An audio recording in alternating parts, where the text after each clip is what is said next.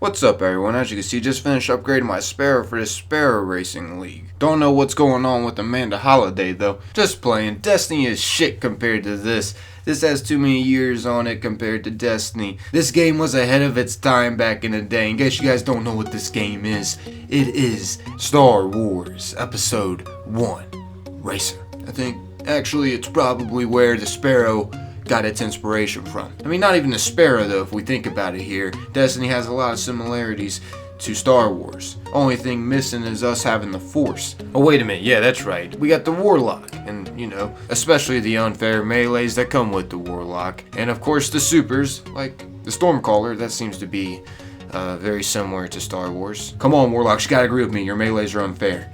Back to the point though, Bungie and Activision has to realize if they're going to be inspired from Star Wars, that they have to have more variety in their Sparrows. Yeah, they have more varieties in their loading screens, aka the ships. I mean, but what use do we have out of those besides, oh hey, there they are, you can just look at them, that's it, you can't do nothing with them. But with Sparrows you can. There's not that much variety. I mean, there is in a way. There's a lot of reskins, if you want to, look at it that way. There's a lot of different looking Sparrows by reskinning them, but they don't look different as in shapes. They're pretty much all the same. I mean, can you guys agree with me on that? Maybe you guys don't agree with me on Star Wars Racer being more legendary than Destiny, but maybe you guys can agree with me a little bit that a lot of the Sparrows look the same. They just have reskins. That's pretty much the only difference. But yeah, just thought I'd put this together as my introduction just because Rogue One, a Star Wars story, just came out. So yeah, why not? I'm on the hype train with it. I can't wait to go see it. Anyways, alright, let's get into this. For this first one, we'll be on the map Infinite Descents. It's this Venus map right here. And you'll get to a certain part in the map where you go through a cave. Then you'll get to this area where you go through a waterfall at the exit of the cave. Once you pass that, get ready for the shortcut. Here on the right, at this jump, just take this ramp over onto the enemy ship. Then you'll land down here on this slope. And then you want to try and hit this ramp on your left, and it'll take you up through this. And this is a nice shortcut to get, the one up on people. It's nice because it's right before the finish line, and also makes it so you don't have to do all the turns that they end up having to do. All you gotta do is really just jump up and then you go right back down. So it might end up making you win the match. So for the next one, it's on Campus Martius. It's the Mars map. I might have pronounced that wrong. Apologize if I did. This shortcut is here in the beginning. You can take this ramp to get ahead of people that decide to take the boost with the turn and tunnel. Instead, just take this ramp that I did here on the left, and this will actually make you go right over that, so you don't have to once again do all the turns and whatnot. You just go right over, and it's more efficient than doing the turns. You end up getting ahead of them. Just depends if you can end up hitting the other boost or not. Okay, so for this next map, and the map after, I'll be showing you guys these weird ramps.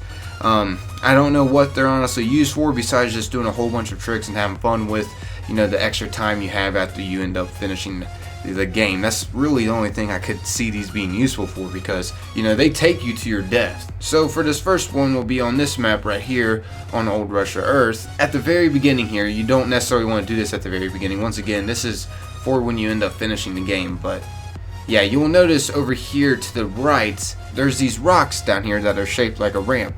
And when you go off them, it boosts you like you just hit some kind of speed boost. So obviously it's meant to be used because it gives you that effect. But I really don't once again know what these are used for besides just having fun with once you end up finishing the game. I know I just repeated myself there a couple times. But hey, I'm just being honest. If you guys know what these are used for, feel free to throw them in the comments. Maybe they're used to complete something in the book faster or something. I mean, I don't know. I mean, I do know if you are able to land these tricks you do off this, I know it could count toward your tricky percentage. My buddy was telling me if you do end up still doing tricks after the game, it still counts toward your book. I mean, hey, that's something pretty cool and something to keep in mind. But surviving this ramp would be pretty difficult because seriously, it just takes you straight out in the middle of nowhere and you just fall to your death. Yeah, anyways, there's also a shortcut on this map too that I wanted to show you guys real quick. When you get to, I guess the best way to explain this is it's pretty much in the very beginning, kind of. You will end up passing the first split and then you'll get to this next turn and you can either go upward or downward. I prefer to go the downward ramp just because it seems to line up better with this shortcut right here. As you can see, it looks as if the Siva is starting to take over this fallen tree. But yeah, you can use this as a shortcut. But I'm going to tell y'all it does take a bit of practice because it is just that little thing that you can maneuver on. And you have a real easy chance to just fall right off. So yeah, when you're doing this, just be wary on that, but it can be useful and get you to one up on something that you're going up against if you do have it down pat. This other map here I'm going to be showing you guys is also this strange jump once again. I don't know what it is used for.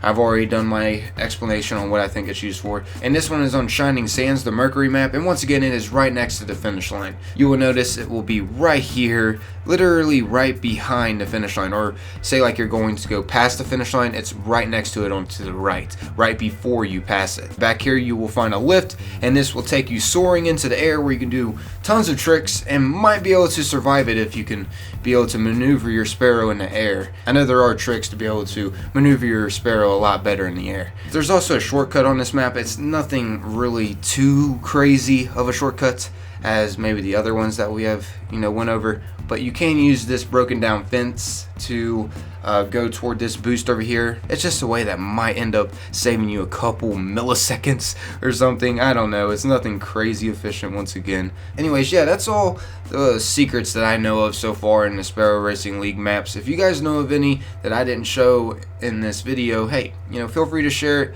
in the comments, and I'll be sure to keep up with the comments to see what you guys say.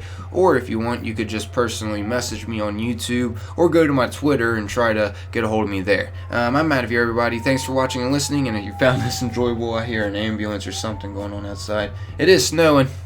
Hopefully they're alright. Anyways, if you found this enjoyable, consider leaving a like. It's greatly appreciated. The support continues to help my channel grow, and for that I can't thank you all enough. Everybody that leaves some support on my channel, you guys have helped me over time with this. And now we have officially wrapped up the video. Peace out.